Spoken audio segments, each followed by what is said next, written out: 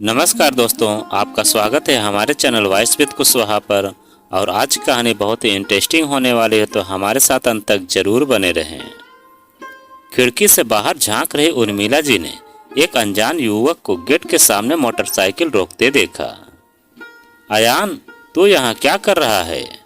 सामने के फ्लैट की बालकनी में खड़े अर्जुन ने ऊंची आवाज में मोटरसाइकिल सवार से प्रश्न किया। यार, एक बुरी खबर देने आया हूँ। क्या हुआ? चोपड़ा सर का ट्रक से एक्सीडेंट हुआ जिसमें वह मर गए। खिड़की पर खड़ी उर्मिला अपने पति दया शंकर जी के बाजार से घर लौटने का इंतजार कर रही थी। अयान के मुंह से यह सब सुनकर उनके दिमाग को जबरदस्त झटका लगा। विधवा हो जाने के एहसास से उनकी चेतना को लकवा मार गया और वह धड़ाम से फर्श पर गिरी और बेहोश हो गई। छोटे बेटे कबीर और बेटी शालिनी के प्रयासों से कुछ देर बाद जब उर्मिला को होश आया तो उन दोनों की आंखों से बहते आंसुओं को देखकर उनके मन की पीड़ा लौट आई और वह अपनी बेटी से लिपटकर जोर से रोने लगी। उसी समय दया शंकर जी ने कमरे में प्रवेश किया। पति को सही सलामत देखकर उर्मिला जी ने मन ही मन तीव्र खुशी व हैरानी के मिले जुले भाव महसूस किए। फिर पति को सवालिया नजरों से देखने लगी। उर्मिला, हम लुट गए, कंगाल हो गए आज। दीपक, और इतना कह पत्नी के कंधे पर हाथ रख वह किसी छोटे बच्चे की तरह बिलखने लगे थे। उर्मिला की समझ में आ गया कि अयान उनके बड़े बेटे दीपक की दुर्घटना में असामयिक मौत की खबर लाया था। इस नए सदमे ने उन्हें गूंगा बना दिया। वह न रोई और न ही कुछ बोल पाए। इस मानसिक आघात ने उनके सोचने समझने की शक्ति पूरी तरह से छीन ली थी। करीब 20 दिन पहले ही दीपक अपनी पत्नी मानसी और 2 साल की बेटी साक्षी के साथ अलग किराए के मकान में रहने चला गया था। उनके पड़ोसी मानसी व साक्षी को अपनी कार से घर ले आए। उस दूसरे पड़ोसी दया शंकर जी और कबीर के साथ उस अस्पताल में गए जहां दीपक की मौत हुई थी। अपनी बहू मानसी से गले लगकर रोते हुए उर्मिला बार बार एक ही बात कह रही थी, मैं तुम दोनों को घर से जाने को मजबूर न करती तो आज मेरे दीपक के साथ यह हादसा न होता। इस अपराध बोध ने उर्मिला को 13वीं तक गहरी उदासी का शिकार बनाए रखा। इस कारण वह सांत्वना देने आ रहे लोगों से न ठीक से बोल पाती, न ही अपनी गृहस्थी की जिम्मेदारियों का उन्हें कोई ध्यान आता था। ज्यादातर वह अपनी विधवा बहू का मुरझाया चेहरा निहारते हुए मौन आंसू बहाने लगती। कभी कभी साक्षी को छाती से लगाकर खूब प्यार करती, पर आंसू तब भी उनकी पलकों को भिगोए रखते। 13वीं के अगले दिन वर्षों की बीमार नजर आ रही उर्मिला क्रियाशील हो उठी। सबसे पहले कबीर और उसके दोस्तों की मदद से टेम्पो में भरकर दीपक का सारा सामान किराए के मकान से वापस मंगवा लिया। उसी दिन शाम को उर्मिला जी के निमंत्रण पर मानसी के माता पिता और भैया भाभी उनके घर आए। उर्मिला ने सबको संबोधित कर गंभीर लहजे में कहा, पहले मेरी और मानसी की बनती नहीं थी, पर आप लोग निश्चिंत रहें। हमारे बीच किसी भी तरह का टकराव अब आप लोगों को देखने सुनने में नहीं आएगा। आंटी, मेरी बहन, बहुत दुख भारी पड़ा है। अपनी बहन और भांजी की कैसी भी सहायता करने से मैं कभी पीछे नहीं हटूंगा। मानसी के भाई राहुल ने भावुक होकर अपने दिल की इच्छा जाहिर की। आप सबको बुरा न लगे तो मानसी और साक्षी हमारे साथ भी आकर रह सकती हैं। मानसी के पिता ने हिचकते हुए अपना प्रस्ताव रखा। उर्मिला जी उनकी बातें सोचकर खामोश होकर सुनती रहीं। वह मानसी के मायके वालों की आंखों में छाए चिंता के भावों को आसानी से पढ़ सकती थी। मानसी के साथ पिछले 5-6 महीनों में उर्मिला के संबंध बहुत ज्यादा बिगड़ गए थे। कबीर की शादी करीब 4 महीने बाद होने वाली थी। नई बहू के आने की बात को देखते हुए उर्मिला जी ने मानसी को और ज्यादा दबा कर रखने के प्रयास तेज कर दिए थे। इस घर में रहना है तो जो मैं चाहूंगी वही करना होगा, नहीं तो अलग हो जाओ। रोज रोज की उनकी ऐसी धमकियों से तंग आकर दीपक और मानसी ने अलग मकान लिया था। उनकी बेटी सास के हाथों अब तो और भी दुख पाएगी। मानसी के माता पिता के मन के इस डर को उर्मिला जी भली प्रकार समझ रही थी। उनके इस डर को दूर करने के लिए ही उर्मिला ने अपनी खामोशी को तोड़ते हुए भावुक लहजे में कहा, मेरा बेटा हमें छोड़कर चला गया है तो अब अपनी बहू को मैं बेटी बनाकर रखूंगी।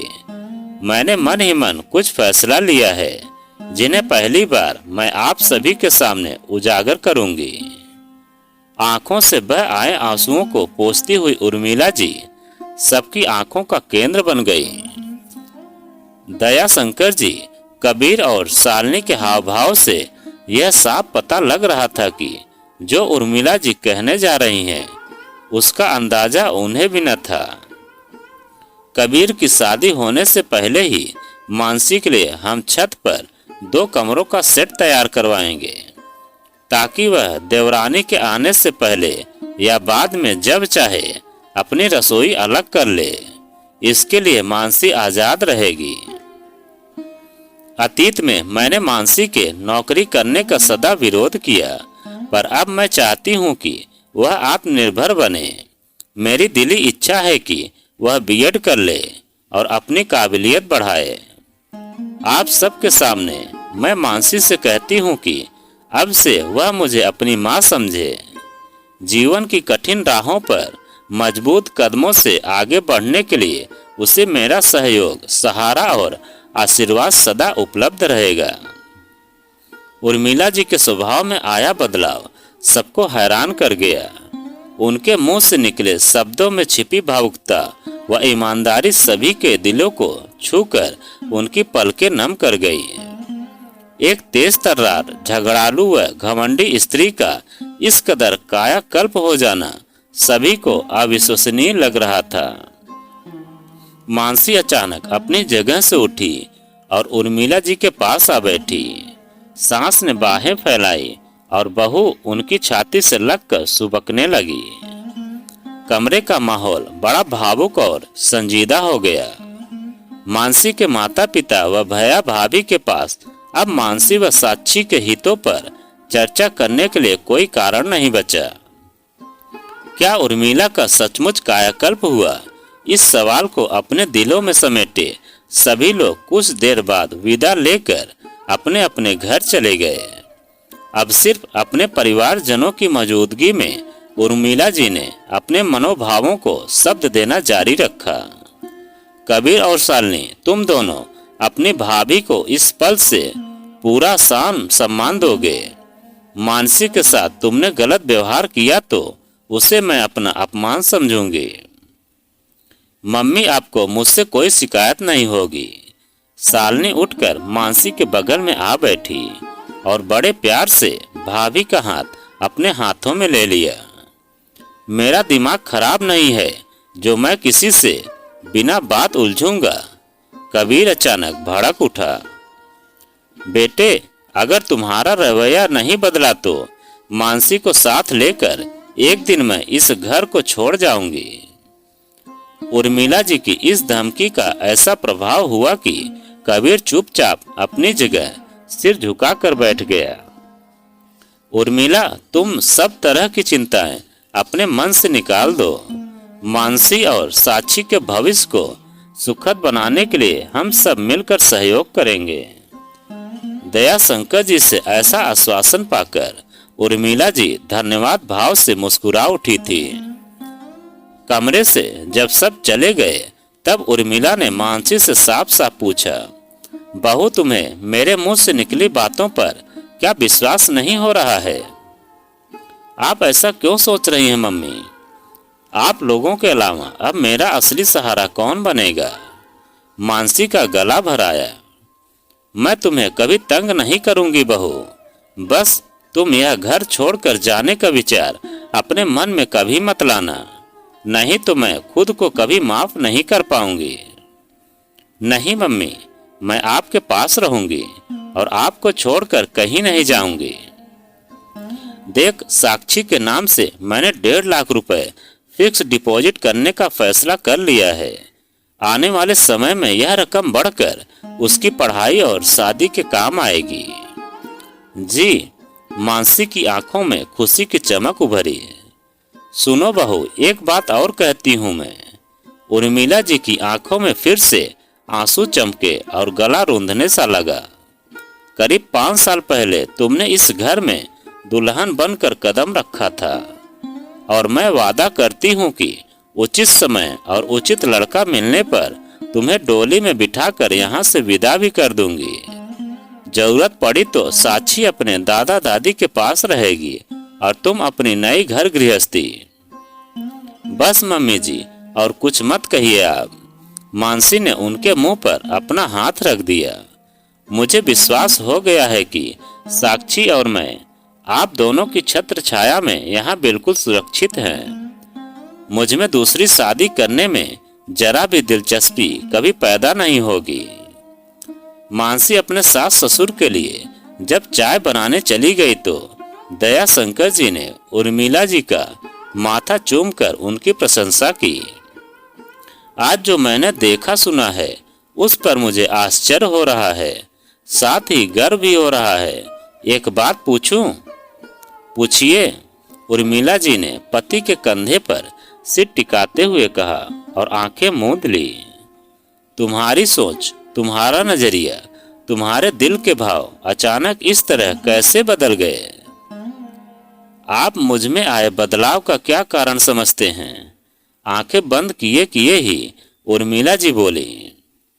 मुझे लगता है दीपक की असमय हुई मौत ने तुम्हें बदला है, पर फिर भी वैसा ही बदलाव मेरे अंदर क्यों नहीं आया? दीपक इस दुनिया में नहीं रहा, ये जानने से पहले मुझे एक और जबरदस्त सदमा लगा था। क्या आपको उसकी याद है? हाँ, जो लड़का बुरी खबर लाया था वह दीपक का जूनियर था और तुम समझी कि वह कोई मेरा छात्र है और मेरी न रहने की खबर लाया है। दरअसल गलत अंदाजा लगाकर मैं बेहोश हो गई थी। फिर मुझे धीरे धीरे होश आया तो मेरे मन ने काम करना शुरू किया। सबसे पहले असहाय और असुरक्षित हो जाने के भय ने मेरे दिलो दिमाग को जकड़ा था। मन में गहरी पीड़ा होने के बावजूद अपनी जिस जिम्मेदारी का मुझे ध्यान आया वह शालिनी की शादी का था। कैसे पूरा करूंगी मैं यह जिम्मेदारी? मन में यह सवाल कौंधा तो जवाब में सबसे पहले दीपक और मानसी की शक्लें उभरी थी। उनसे मेरा लाख झगड़ा होता रहा हो, पर मुसीबत के समय मन को उन्हीं दोनों की याद पहले आई थी। अपने मन की बातों को उर्मिला जी बड़े धीरे धीरे बोलते हुए पति के साथ बांट रही थी। दया शंकर जी खामोश रहकर उर्मिला के आगे बोलने का इंतजार करने लगे। उर्मिला ने पति की आंखों में देखते हुए भावुक लहजे में आगे कहा, मेरे बहू बेटे मुसीबत में मेरा मजबूत सहारा बनेंगे। अगर मेरी यह उम्मीद भविष्य में पूरी न होती तो मेरा दिल उन दोनों को कितना कोसता।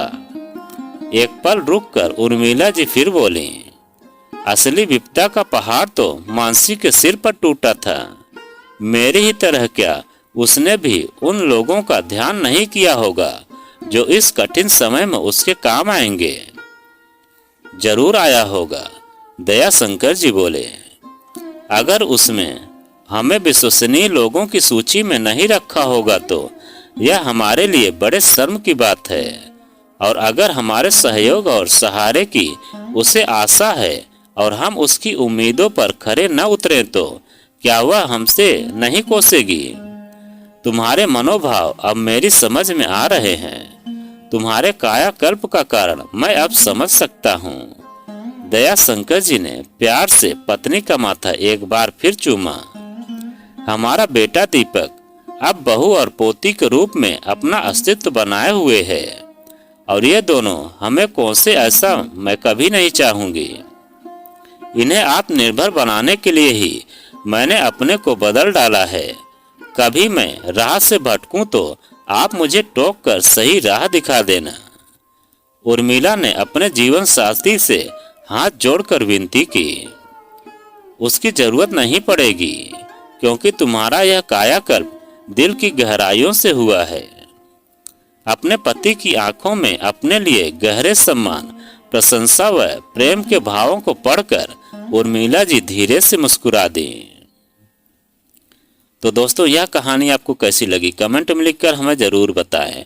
और आप अगर हमारे चैनल पर नए हैं तो प्लीज़ चैनल को सब्सक्राइब करें और वीडियो को लाइक ज़रूर करें।